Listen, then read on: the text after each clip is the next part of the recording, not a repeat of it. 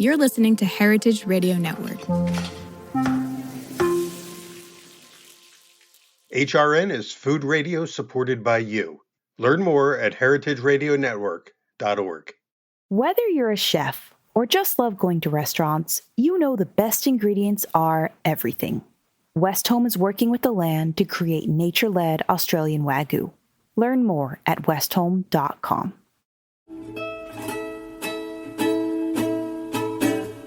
Hello and welcome back to Pizza Quest. I'm Peter Reinhardt and I'm here with our old friend. It's been, believe it or not, 4 years since you were last on Pizza Quest. Audrey Kelly, coming to us from Boulder, Colorado, from Audrey Jane's Pizza Garage. But we're not in your pizza garage right now. It looks like, Audrey, we are in your music studio, or your husband's music studio. Colin's a musician. So you got two things going there. You got your music life and your pizza life. But welcome back. Thank you so much. I'm so happy to be on here. Yeah, I'm in what we call the boathouse. The boathouse. The boathouse. Yeah, it was kind of it stemmed from, he had this old car that his grandma gave him that he called the boat. And this was technically our garage that he converted it into his music studio. So we called it the boathouse. What's Colin doing? Is he recording and putting out, music, or is he in a band, or what is his? He's in actually 3 different bands right now. He's been busy. It's been a busy year between me traveling, him traveling. He travels like once a month for a week I feel like just touring. So wow, well, we should get some of his music in the background here, So I'm sure he would love that. and of course, the last time we spoke with you 4 years ago on screen, I've seen you in between, then, but a lot has happened for you. If I'm not mistaken, I don't think you had your twins at that point. That's probably my biggest life event ever. Ever, yeah. And anybody who follows you on Instagram knows that it's your world. Yeah, they certainly are. They definitely overpowered everying in my life. 2 of the cutest kids in the whole universe. Thank you. Yeah, they dominate Instagram. They certainly dominate mine. That's for sure. And then a year ago, you and I, almost exactly a year ago, you and I were in Napa together at the California Milk Advisory Pizza Contest, and we were 2 of the 12 finalists. And sad to report, neither of us won. And it's one of the few times that you haven't won a competition. I saw you there. And my goodness. I rarely win, I feel. It was amazing that the quality of the competition was great. And it was so much fun to see what everybody was doing. If I recall, tell me if I got this right. I remember your entry in that competition was like a ratatouille pizza or something like that. Is that what you're doing? Yeah, exactly. Yeah, I had actually entered a bunch of the different categories, but that's the one that made it in. So they had like one that was plant forward, and one was the California themed, and the other was, I forget what the other one was. It was like Tex-Mex or Tex-Mex, I think you're right. Yeah. Or Mexican, Cal-Mex they call it. Yeah, you're right. And of course, I found out after the fact that usually the Cal-Mex person usually wins. That flavor always seems to jump off for the judges. So I was in the not the Cal-Mex, I was in the California, right? The California one, Real California. Well, I was in the real California, so I get kind of like a fig thing. It sounded good on paper. It was good, but so good. When we saw who won, which was a wonderful, like, drunken tequila chicken pizza that won the grand prize. I thought, well, if I ever do it again, I'm going to try that category and see what happens. I know, right? Actually, I think this year they changed it, so it's just like plant or meat, though. So that's right. Don't do a Mexican themed pizza. It'll be interesting to see because it's happening next week. You and I are speaking at the end of July, and the competition is like in the beginning of August. I didn't make the finals this year. I don't think you. I didn't enter. I kept meaning to submit, and then everything got away from me. Well, you can't do everything, because the biggest news for us, and the reason why I wanted to get you on right now while it's timely, is you just got back from Naples, right? And won a gold medal at the Caputo Cup.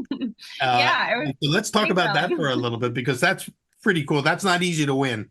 I mean, California competition's tough enough, but there were only 12 finalists there. You were up against the people from all over the world in Naples. What category were you in there? So I entered 2. I really went for like the American pizza category. And I got fourth in that one. And then I entered the pan pizza in Telia.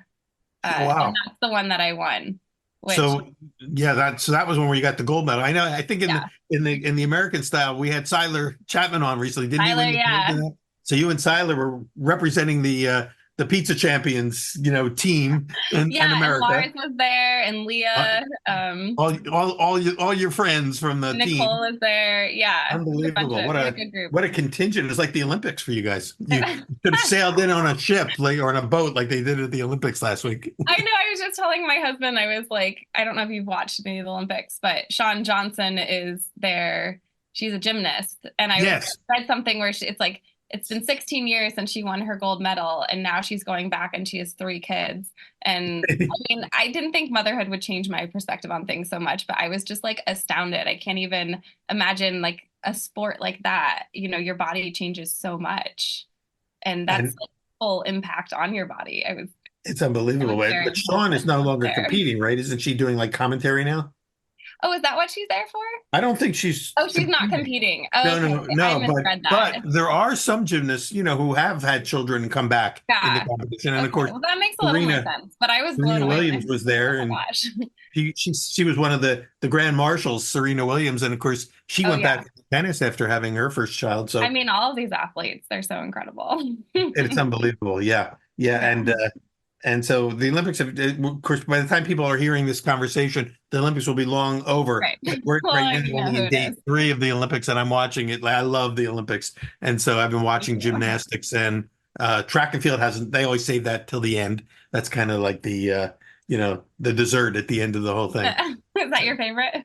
Well, there's a lot of buzz around that. There's something, remember that when Usain Bolt was winning the 100-meter race, the fastest man, something about being the fastest man in the world has an electric charge to it that I people, remember that. a bolt, it's a bolt of electricity. But now we've got this American kid, Noah Lyles. So we don't know. So no spoilers because I don't know if he won yet. But by the time anyone's listening to this, you'll know whether he won or not. But there's a lot Right. of talk about him. But that's still a week and a half away. Right now, they're focusing on swimming, gymnastics, and all the other sports that none of us follow as much, like Yeah, I fencing. have only caught bits and pieces of it, and it's at such different times, that it's Well, hard. one of the tricks is to record the highlight show at the end, so you don't have to sit through 5 hours of stuff to get to the results, and they show you the Exactly. best moments. So, but anyway, that's the Olympics. But Yeah. and what you were in, the Caputo Cup in Naples, is not the Olympics because there's still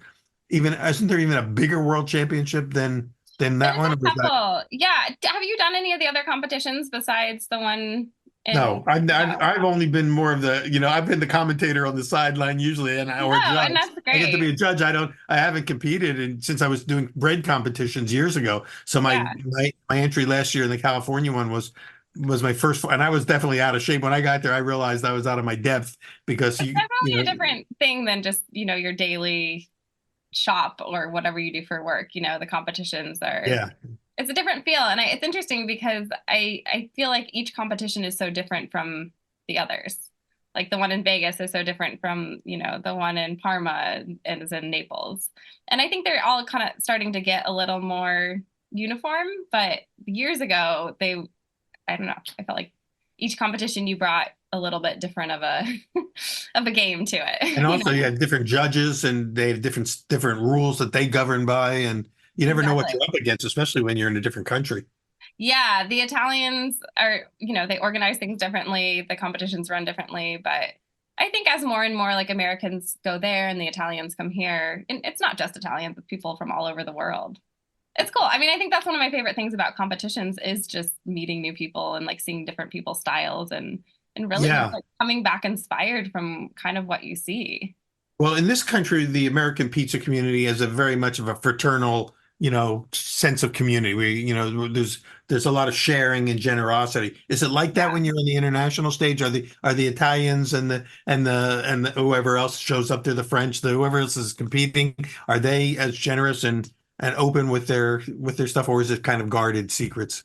Um, I've never this is the first competition I've done in a really long time, like internationally. Well, I guess since pre-COVID.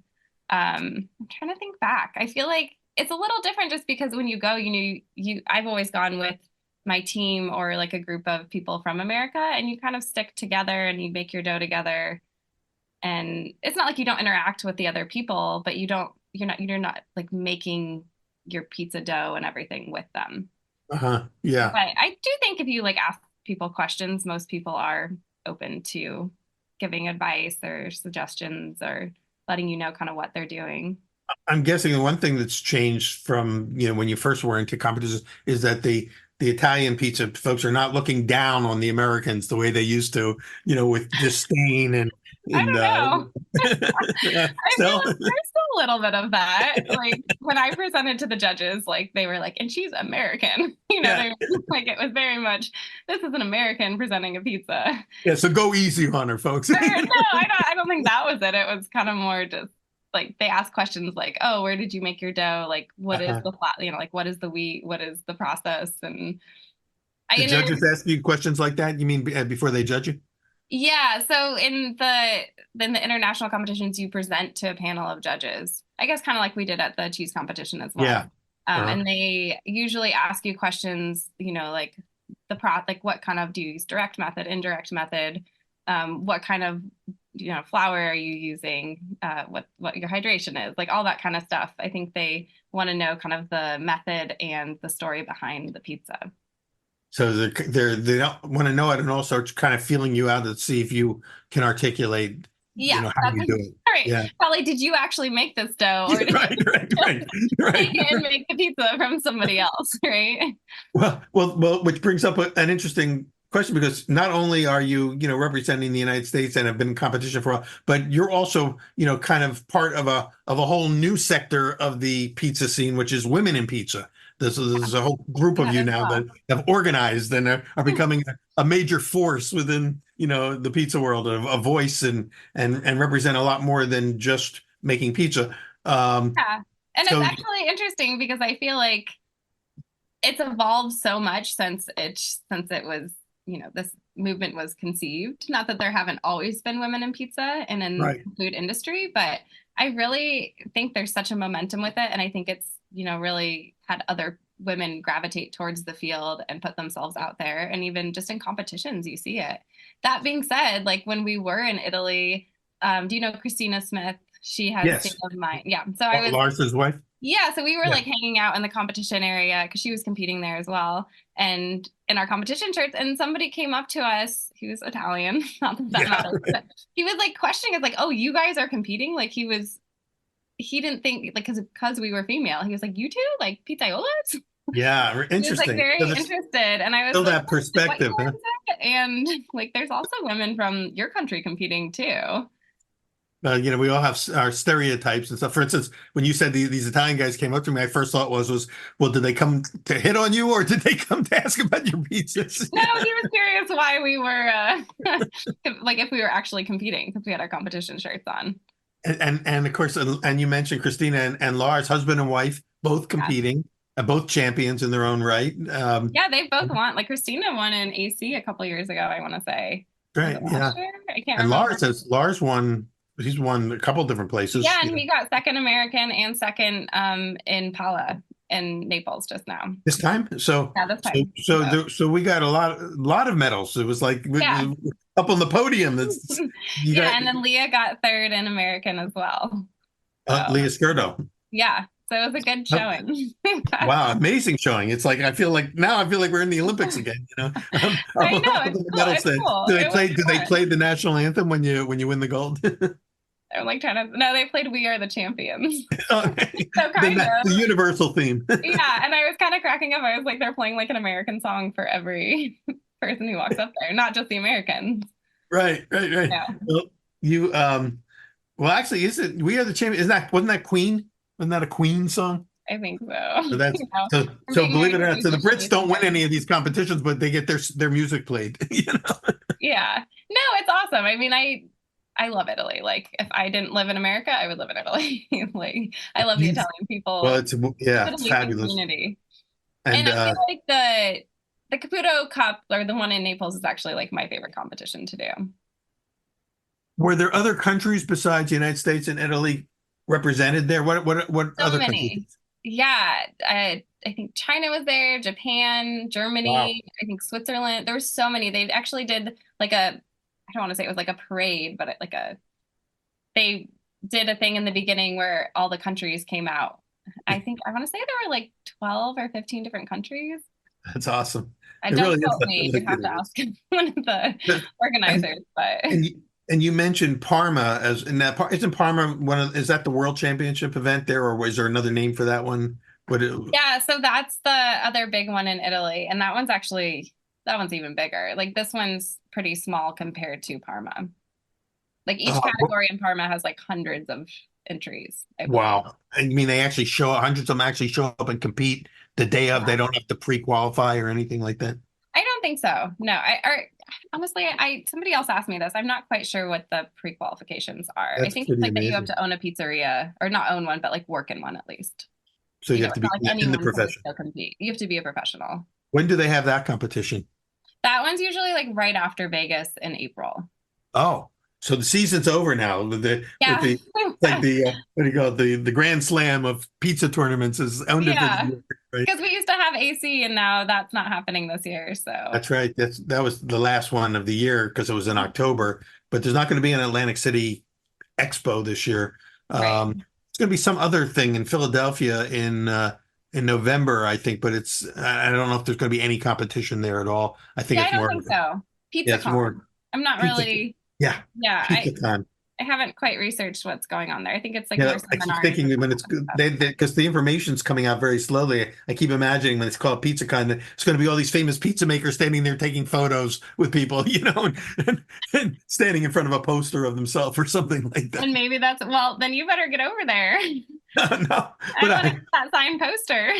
right. Well, that would be if that's not what they're doing, then we need to do something like that. We got to create something like that. That would be fun because that is what's happening in the American pizza community right now. Is that there are now poster children, emerging and have been for the last 10, 15 years as celebrities within the pizza world, which is a large world. It's much larger than the bread world that I came out of originally, which is even though everyone eats bread, but there's a lot more pizzerias than there are bakeries. That's And pizza true. is Yeah.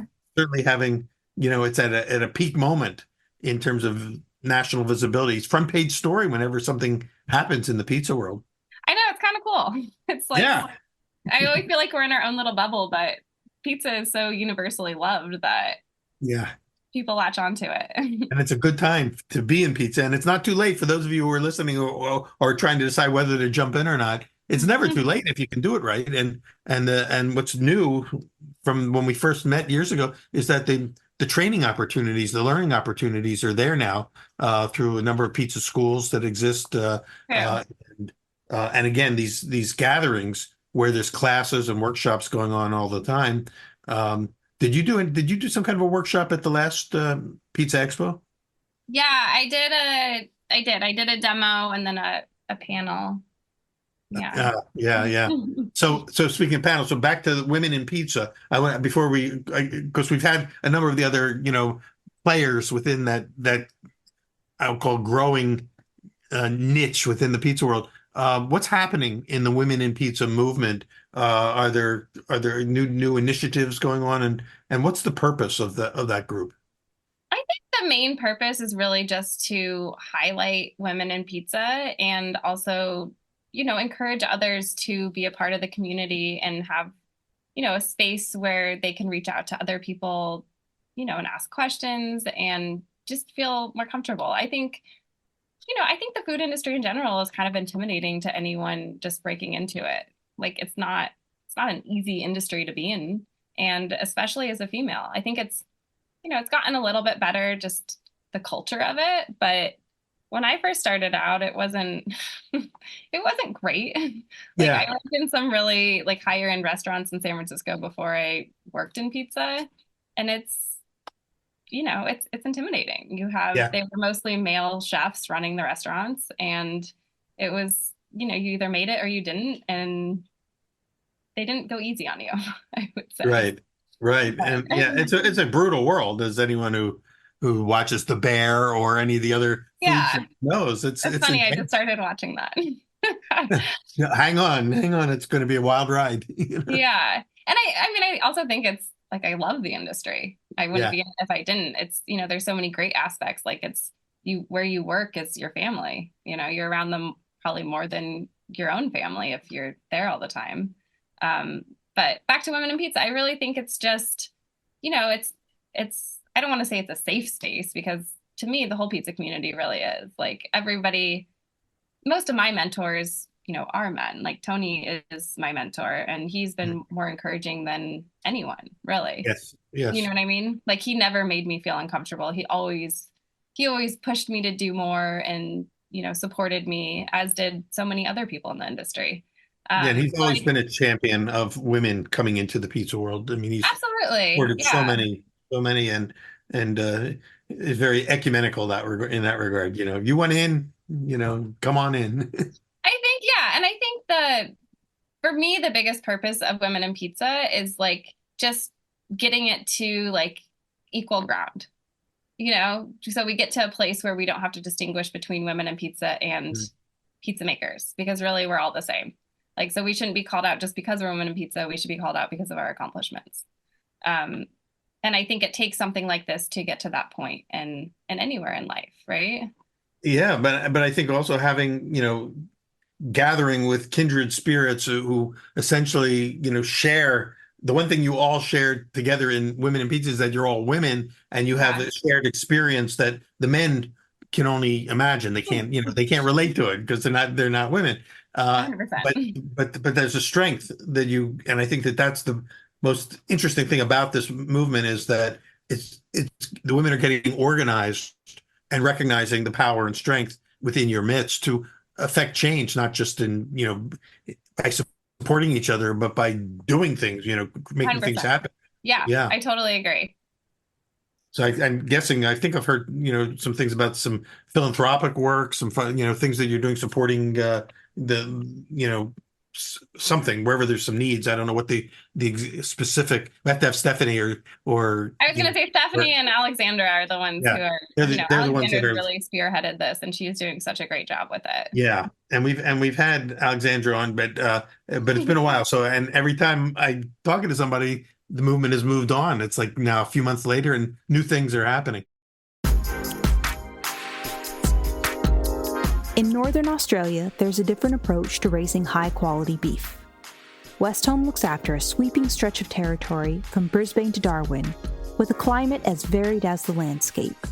Wet seasons in the summer, dry seasons in between, every few hundred miles a different terrain, from lush wetlands and grassy plains to watering holes and ancient rocky land features. Westholme raises Wagyu beef, but there's a saying around Westholme that the real job is to grow grass, meaning that if they take care of the land, the rest will take care of itself. Cattle are happier when they have the freedom to forage and explore, so Westholme ensures they can roam wild, foraging at will for the first 2 to 3 years of their lives.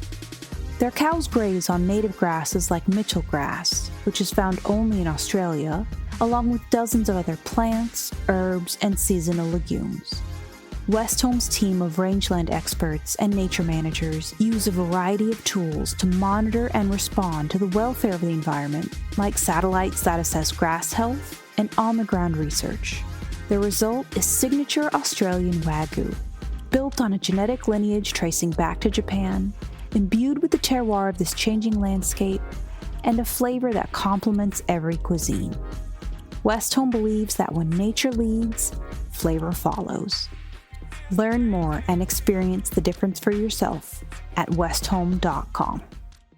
When we first met, you told us, and I think for folks who want to go back and watch that interview that we did back during the pandemic, you came on and you made your patty pizza, which ended up being in my book that came out a year or two later, the Pizza Quest book that was featured in the book, and was your version of a grandma pizza. I think Patty was Patty your mom or your grandma? Yeah, my mom. Yeah. And it's a cool pizza, and it's one of the 35 pizzas in that book. But you told us that before you got into pizza, you came into pizza through bagels. Mm-hmm. And bagels is back now. Bagels is bigger than ever. And I'm wondering if Audrey Jane's Pizza Garage is going to get into bagels again. So we never stopped. Like, bagels is a family business, and we've owned our bagel shop since like 1990. So my parents have been in it for over 30 years, and now we're all That's still going on simultaneously to the garage. There's yeah. a So pizza business. I have a yeah, so bagel business. I mainly am at the pizza place, and my brother's my partner in that. We kind of branched off and did that, but Peter, my brother, um, he runs most of the bagel shops now, as do Wow. my parents still and my uncle. But we now have 7 locations, and we actually are opening another one in Denver in a couple months. So It, our bagel stores, are doing better than ever, and it is interesting because like all these pizza people are now branching off and doing the bagels. it's funny how it's But kind of crossing over. yeah. What is there anything that you've learned from the pizza side that has gone back into your bagel making or your family's bagel making that's influenced the way they're doing it or the results? Yeah, I think a few things. At our shops, we've been around so long that we don't do huge changes, but we've changed the flour just because we've liked some of them that we use at the shops or at my shop. And we're thinking of switching over to electric ovens with the bagel places instead of like the rotating bagel ovens So yeah, in because our you new use places. the old school, the old world, was the revolving ones. Is that how you Exactly. Yeah. Yeah. The Yeah, they bagel flip shoe them is off the like how boards the and everything? doors. Yeah, with the boards, but we'll still like boil and do the boards with the electric ovens as well. Wow. It's finding That, an electric oven that like pulls down instead of like pulls up. Because right now I have the Pizza Master and it pulls up and it just doesn't really work with, as you know, bread baking. yeah, yeah. So so again, technology is always evolving and changing. So you got Yeah. and hopefully, I mean, the whole point would be is that if it makes your life easier and or improves the quality of the product. But Yeah, it I'd sounds like love you've for got you the to come bagels out. dialed in. Yeah, I was gonna say I'd love for you to come out and see the operation. Like our bagel store it's the one, yeah. Is there one particular one that is sort of the flagship? Yeah, so our original one is the one that's actually right next door to our pizza shop. Oh, Um, nice. yeah, but we Can't get moved. away from family. Yeah, and that's how we found the location. We're kind of like on the backside of that building. You're the But garage of the bagel shop. exactly, yeah. And our Arapahoe location is our biggest one, and that's where we have our commissary and all of our production.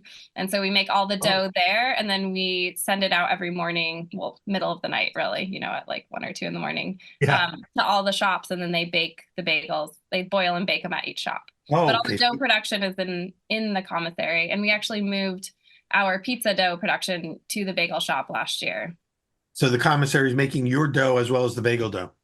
Yeah, because our shop is pretty small, and we finally pulled the trigger. I was a little worried because our bagel dough isn't sourdough and the pizza dough is. And as you That's know, right. working with the starters, I was just worried like something was going to happen to it. Yeah. But they are doing a wonderful job. I think our dough is better than ever now. There may be something about those two being in the same place. Yeah, and maybe it is. Maybe it's like feeding the starter a little bit differently. Just the When I first started getting into bread making, this is like now 30, 40 years ago, we moved our bakery from a small, tiny little cubbyhole of a place into a larger building that had other businesses, including, and this is in the wine country of California and along the Russian River, there was a winery in there, and they had been winning awards at the wine festivals, and we were new kids on the block. We were making bread, and we hadn't started winning yet, our awards for bread. But the year we moved in there, they were very worried. The winery was very worried that our yeast was going to interfere with their yeast in the wine, and they were concerned. And so they warned us ahead of time that they were going to be watching this. And well, it turned out that year, our bakery won all the gold medals at the baking state fairs and fairs that had bread competitions, and their wine won the double gold medal, best in show for best wine. And they said, "You guys can stay as long as you want because it's working." That's so cool. Yeah. So you just never know. No, it's true. And that probably is a part of it. I think the biggest part is, the person making the dough, Jose Luis. He's been with us for like 30 years and is a very good dough maker. Awesome. And I also love to make dough, and I miss it. But yeah, I think know. It's one of my favorite parts of the whole thing. Me too. Yeah, I miss it.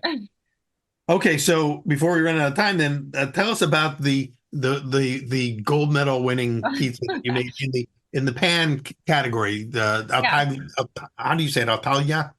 That's how I say it. Yeah. Taglia, I say because Yeah. because when I say Italia, it sounds like Italian, but there's a G in there. It's Taglia, just like yeah, that and silent that G. usually indicates that it's been baked in some kind of a pan. Exactly. Yeah, and it's actually the one I made on your show. It is my sesame crust The patty. with patty, and I didn't really. I kind of entered that category just because I didn't want to fly all the way to Italy without doing at least two categories, you know. So I entered that one, and I didn't really know what I was going to do, but I brought the sesames with me. And I don't know if I told you my whole story, but I was only going to go for like 4 nights anyway because of my boys. I'd never left longer than that. Oh yeah. And my flight got delayed out of Colorado. So I got delayed in New Jersey for like 24 hours. So I was only in Italy for like 48 hours. I landed at 7 a.m. that morning and I competed at 12. So Amazing. it was Hit the ground running. my dough somehow made it. You brought the dough with you already made. Yeah, I had made the dough the morning, like at 5 a.m. the morning that I was supposed to leave, which I did end up leaving. And it was like in my suitcase. So it had proofed quite nicely as it turns out. I mean, I had put it like I had done like a lower amount of starter and put it on like dry ice and ice. But by the time I got there, after being in my suitcase for 24 hours, like all the ice had melted and it was starting to rise. And I kind of went into the pan category thinking like, I don't even know if like it kind of felt like the dough had already risen. So I pushed it out and usually I let it do a little bit, anyway, it wasn't my normal method that I do it, but. So you went off script and. Went off script, yeah. And somehow it worked. Yeah. I think had it been any longer delayed, like it would have just been toast, the dough. Did you use the same dough for both categories that you were in? No, I had made a different dough for my American as the patty. So what was your American pizza, and which flour did you use for that one? So we've recently switched over to King Arthur flour, and so that's what I used on both of them. And we also use a little bit of freshly milled Colorado hard turkey red. So it was a combination of that. I was watching our old conversation from 4 years ago, and you mentioned something that kind of touched my heart, which was that back then you were using flour, I think, that you were getting from Andy Clark. And we still do. Well, I mean, obviously Andy has passed. Andy passed away. It was like one of these tragedies that all of a sudden the word went through the bread community. Yeah, it was really he was gone. So you're still getting your wheat from there? We still get it from Moxie. Yeah. Moxie Bread is his company, and So it's still going. That's what I was wondering. Is Moxie still going? Wow. It is. Yeah. It's such a sad story because whoever met Andy knows, like, you would have never guessed he had depression, right? Yeah. And he's one of the most friendly, outgoing people. He literally like brought the community together, I would say. Yeah. One of those people that would do anything for somebody else. Like he connected me with people. Anyway, exactly. So sad.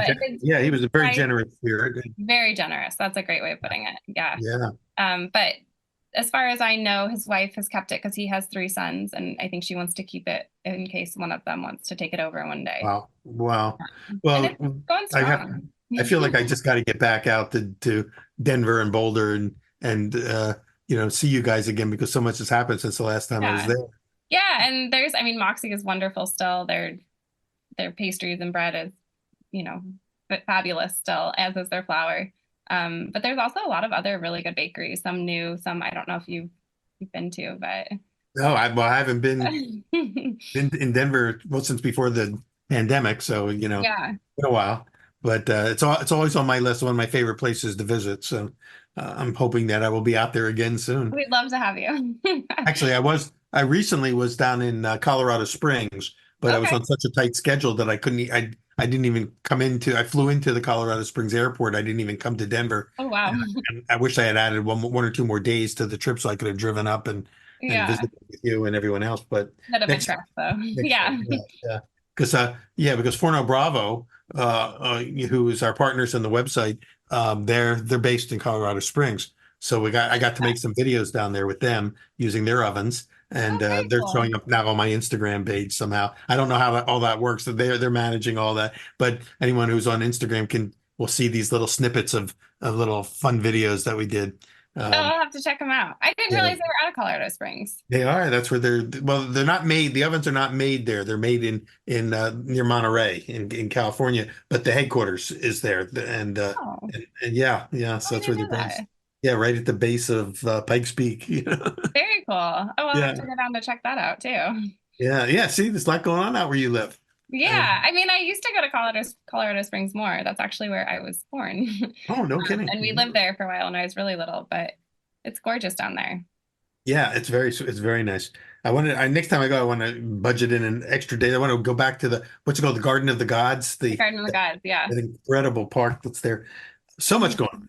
All right, so back to the pizza. So you made Yeah. essentially a variation with a dough, an unknown dough, because the dough wasn't the way you usually It was do. perfectly fermented, we'll say. Fermented Yeah. against all odds, and Yeah, a true against all odds person. it was. And yeah, and it was a very simple pizza, honestly. Like I just baked that with some whole milk mozzarella and Parmesan and our sauce, which I altered a little bit for the competition. I added a little more Alta Cucina into it. Uh-huh. And which I actually ended up changing our sauce at the shop because I like that one so much. Oh, interesting. So that's all still Stanislaus tomatoes, though, Oh, right? yeah, we use all Yeah. Stanislaus. Oh, yeah. We just didn't ever really use that many Alta Cucinas in our normal sauce, and they have such a great flavor.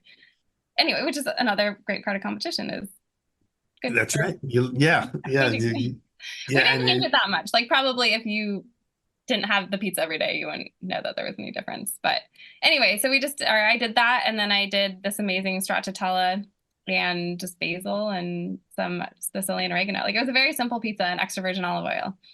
So for people who want to see how it's made, go to our website, pizzaquest.com. And it's you probably maybe have other videos on it as well, but go to pizzaquest.com, put Audrey Kelly into the little search window there. It'll take you back 4 years to the video that we did in which you demonstrate very graciously for us, how to make the patty pizza, including the sesame seed bottom, the stripes, the red stripes across the top. Yeah. It's a very Slices. similar pizza. And actually, it's also in the new World Pizza Champions cookbook. I did that, the sesame. That's right. There's a new book. You want to just briefly talk about that and give that a plug? Yeah. So the pizza team that I'm on, the World Pizza Champions, we just came out with a cookbook, and 40 of us contributed our favorite recipes to it. So it's a great opportunity to learn multiple different styles and techniques. And there's a couple different main doughs that you can work with. So I think Tony did one, and Laura did one, and Will did one, and it's just, each one has a different Right. style. So Will's is probably the one that you would use for mine because I use sourdough, as does he. But if you don't want to make it with sourdough, you can also, you can just do a yeasted version. A yeasted version as well. And what do you think about? Go ahead. I mean, you guys are doing sourdoughs at your place. Have you always done it with sourdough at the Pizza Garage? We started out with commercial yeast, and So you switched over too then. Yeah. Which, do you see that as a big trend? I think it's the most important trend right now in the pizza world, is with all the different styles and shapes that are coming out with pizza. That's part of it, but the biggest trend and most important one, I think, is the move to sourdough. Yeah. I mean, I am a huge fan. I'll never go back. It's something that I always wanted to do, and I wanted to open the restaurant with sourdough, and I kind of just didn't, because I didn't know enough about it. I've always kind of had digestive issues, and I think sourdough, that's why I really got interested in it. But I just love it. Like, there's such a science behind it, and it's the living thing, Yeah. So your dough, it's just so dependent on how you feed it and what the environment is and how you make the dough. It's definitely not quite as uniform, but you can get it that way. And it just has so much more flavor to it. Exactly. And I think that's why it's winning. It's like, I in fact, the last time we talked, I even used this phrase that we used in our bread symposium, which is that the future of bread lies in its past. And I love that. Yeah, and sourdough is the perfect example of that. Yeah. And that's why, it's not going away. It's coming back bigger and stronger than ever, as people are learning to be, how to work it. The pandemic, in some way, kind of helped move that dial a little bit, because everybody was getting into making sourdough at home. But I'm seeing that a lot of pizzerias are switching over. Yeah, and I feel like it kind of forces you to learn more about your dough and pay attention to the dough and, learn about fermentation and like why it does what it does, because it's not always going to be exactly the same unless you have, a controlled dough room. But, Right. Right. if it's 100 degrees out, your dough is going to come out differently than if it's, 10 degrees out. Yeah. It always fluctuates. But It's like flying without a net. You gotta be really on top of your game, or the results will be all over the map. yeah, and I think that's why I was really worried about moving it over to our bagel shop. And we have had issues. I'm not going to say like our dough has always been perfect, but Uh-huh. I think we've ironed it out. And actually, it's interesting that I won with the patty style because I've been wanting to take it off of our menu because it's like, most of our dough is pretty consistent, but that pizza is one that I've never been able to get consistent. Interesting. And Interesting.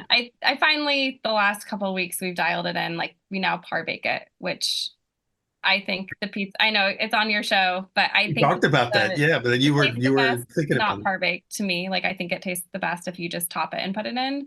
But Yes. it's so, you know, I I make our pan pizzas, but we don't run a pan pizza shop, I guess. Right. But I think the key to consistency is par baking, is what I've realized, because otherwise it needs a certain amount of rise, but you don't want to over rise it, especially with sourdough. Like it takes a little bit longer to create that rise. Right.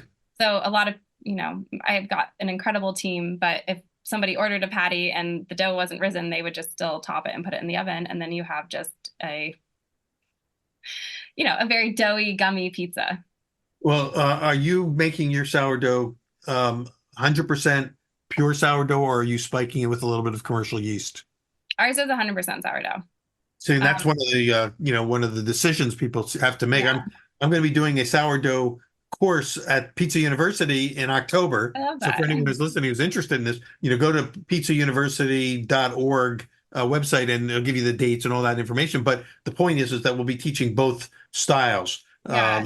Leo and I are going to teach that course, and we're going to teach people how to make pure, 100% pure sourdough, and also the version that some pizzerias are using. Like, for instance, Dan Richer, he puts a tiny little spike of yeast in his, and he's talked about Yeah, talk to it. him about that. And actually, we used to do that with our Sicilians because we couldn't quite get the rise we wanted, but we've since taken it out. And wait, who are you teaching the course with? I'm sorry, I missed that. I'm sorry, Leo Spazzeri. Oh, Uh, awesome. Yeah, so, yeah. So Okay. Leo, because Leo's now the director of I education at remember the that. Yeah. university. That's So, awesome. we're teaming up Gosh, to I do want to this. come and take the course. When is It'll it? be mostly me, and then Leo. Well, the thing about Leo is he's so talented, and he's so good at teaching techniques for how to stretch your doughs and all this stuff that I just sort of get the ball rolling, and then he jumps in and Yeah. he puts on a great show, and then I jump back in with more informational stuff, and we'll be 3 days of sourdough pizza of both styles, I'm sure and you guys make a great team. it's fun working with him, and of course, if you were able to come out, even better. I would love I that. didn't I mean, realize that I didn't realize that you had switched over to the sourdough, or we would have invited you to be part of the teaching team for that. no, I want to come and just learn. I feel like there's always more to learn. Well, let's talk after we finish this recording, and and we're off air. Let's talk about getting you out there. Maybe if you have time to come out, it may not be too late to get you on as one of the instructors. Oh, maybe, or maybe I'll just come take the course. All right. Well, either way, Either way, yeah, any we'll excuse talk to see about you it. again, that would be awesome. But yeah, But it is interesting back to the sourdough, just seeing all these new places that do it because I love it.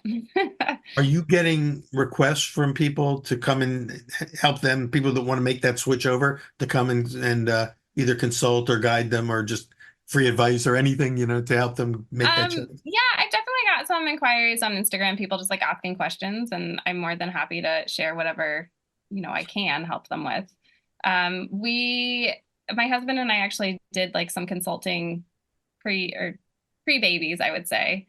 And then we did a place up in Salida, and it's called Pizza Rio, and it's incredible. Like it's a girl named Sage Kitson who runs it, and her father has her family, I guess, mom and dad, have a restaurant below it. Wow. And they do. Where is that again? It's up in Salida, Colorado. Oh, okay. Yeah. Yeah, and it was great. Like I loved it. I love them. The restaurant is amazing, but I don't think consulting is what I want to do. I would say. Yeah. Like some Well, you people are guys, fantastic at it, and It's not like you don't have a lot on your plate already. There's also that too, yeah. But I just, I think some people really love doing that, like coming in and like setting up the place, and that's not my favorite part of the business, I've realized. So it was a great experience, and they're absolutely crushing it up there. But I'm happy to answer anyone's questions that want to direct them my way, but I probably won't be consulting in the future. So if people want to follow you, I know they can follow you on Instagram. What's the handle on Instagram? It's just at Audrey Jane's Pizza. Audrey Jane's Pizza. Yeah. Okay, that's on Instagram. And then what if they want to write to you, what's the best way for them to write to you? They could just message me on there, or our email at the shop is just info@thepizzagarage.com. info@thepizzagarage.com. Yeah. All right. We're not much for consistency, I guess, in our a lot of the names were taken when we got our website domain, and then Audrey Jane's Pizza Garage was just too long on Instagram. And that's what happened when we tried to get an Instagram for Pizza Quest. Somebody already had taken Pizza Quest. We couldn't get it. I remember that actually. So we're on Instagram under Pizza Questing. And that's one word, Pizza Questing. That's us instead of Pizza Quest. I don't know. I haven't tried to see what's on the Pizza Quest one. They probably never even used it, but we couldn't get it. So we're Pizza Questing there. But then on our website, it's pizzaquest.com for the video versions of these podcasts, and for the audio versions, for those who are listening on the audio, it's hosted by Heritage Radio Network, which is heritageradionetwork.org. And they've got lots of really cool podcasts, all connected to the issues regarding food. So we're the pizza guys on Heritage Radio, but our show will go out both as an audio podcast, which from what I can tell, probably more people are hearing us than watching us and seeing us. So for those who are not watching us but are just listening, we're talking to Audrey Jane Kelly, who's at Audrey Jane's Pizza Garage, but she's in her husband's recording studio, and right behind her, there's all sorts of electric guitars hanging on the wall. There's wires, there's microphones, there's all sorts of stuff. So we should actually make an album of some sort. Absolutely, yeah. I'll have to get in here to do that. We got to get a garage band going. Yes, a garage band. Yeah. Well, Audrey, it's always great seeing you. Thank you so much for joining us on Pizza Quest, and continued best of success. Keep cranking out those medals whenever you get a chance. Thank you. And again, good luck. Also, is the bagel shop under a different name? What's the bagel? It's called Moe's Broadway Bagel. Moe's Broadway Bagels. Yeah. Okay. Yeah. So thank you so much for having me. It was great to be on here. Always great to see you. I always love talking to you. And we will see you again. We'll get you back again next time. Either the next time you have another set of twins or whatever else momentous happens in your life. Just the two for us, yeah. Okay, that's enough of a handful. And if anybody wants to see these gorgeous twins, go to Instagram because they're adorable. Okay, well, thank all of you for joining us on Pizza Quest today. We'll see you on the next episode. Audrey, look forward to seeing you again in person, wherever it may be.